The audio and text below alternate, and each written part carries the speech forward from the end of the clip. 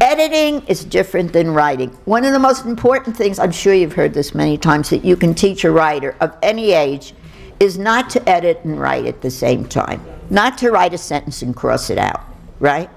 Otherwise, you know, where will you ever get except to have crossed out pieces of paper? I don't edit while I write.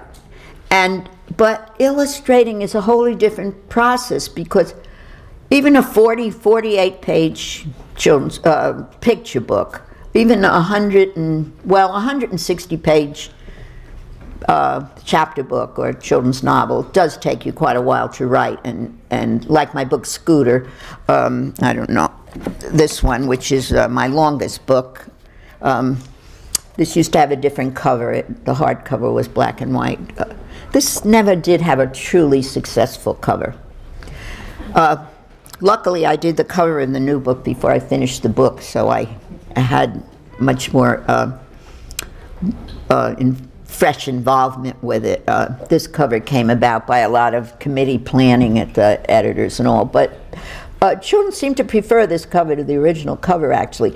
But a book like this does take a long time to write, just like an adult novel. And this one is not only written, but is very generously illustrated, not in color, but with black and white drawings. This was funny. I submitted it, and my editor liked it, and they said, now make a dummy.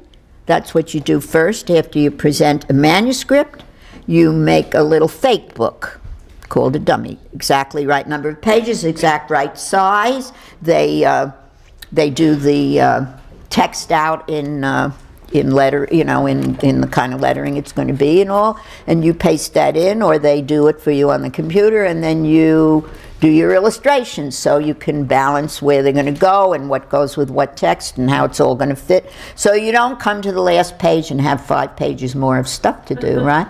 Or you don't come to 3 pages from the end and have nothing to put on them. Like the one I showed you, this one set out to be 32 pages, but I couldn't get it in 32 pages. See, because I talk too much, right? So it took 40 pages because there was more to tell. I can't help it. There was more to tell. This one, when I finished writing it, and then my editor said, okay, now make a dummy with the illustrations. I said, illustrations? I figured I had done my job, right? I had talked my way through this whole long story, which I love. Well, some, she said, at least chapter headings, pictures at the beginning of each chapter. So I went away and I invented these acrostics. Does anyone know this book? It's, I guess you would read it, anywhere from, you could read it to kids anywhere from, I don't know, 7, 8. I don't really know that anymore, you know, because I think that's all changed since I brought up my children. I think the books have, you know, books for little children have gotten to be for littler and littler children, right? Yeah, and the older ones have different things they want in books. But this one seemed to me to, I would have probably read it when I was about between 8 and 10. So it takes a little bit from a book called Roller Skates. Did anyone ever read Roller Skates by Ruth Sawyer?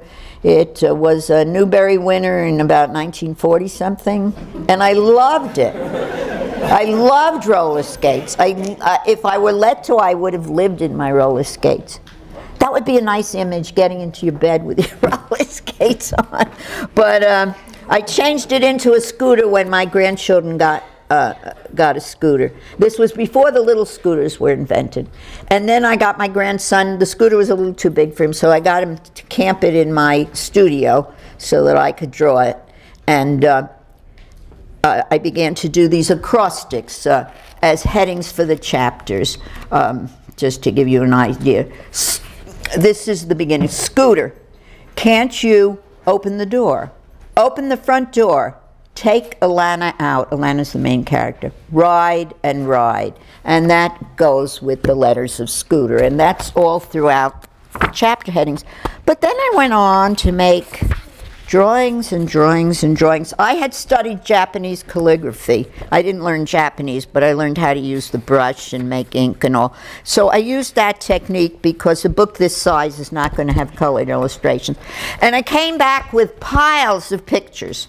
And then we made a real page-by-page dummy, and I spent a long time changing the sizes of them and pasting them in.